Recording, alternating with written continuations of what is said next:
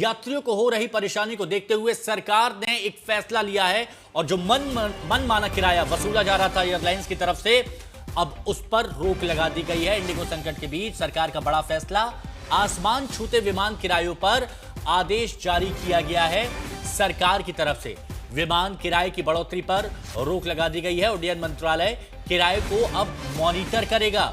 Airlines को निर्देश जारी कर दिए गए हैं। किराया सीमा का कड़ाई से पालन किया जाना चाहिए। अमित भारद्वाज जुड़े हुए हमारे साथ। अमित, क्या फैसला सरकार की तरफ से लिया गया है, क्या आदेश जारी किया गया है?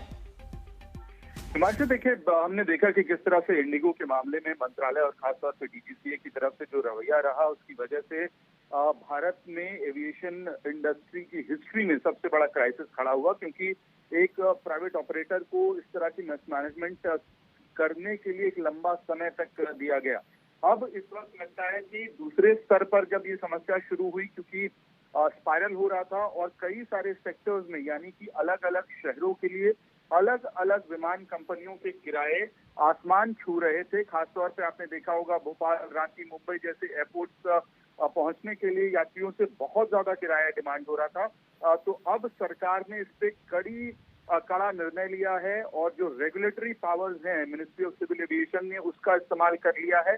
यानी कि अब जो किराया होगा अलग अलग कंपनियों का अलग अलग सेक्टर्स के लिए, उसमें कैपिंग लगा दी गई है। जो प्रिस्क्राइब्ड कैपिंग है फेयर्स की, वो लागू हो गया है। उसको कड़े से पालन करना पड़ेगा तमाम एयरलाइंस को।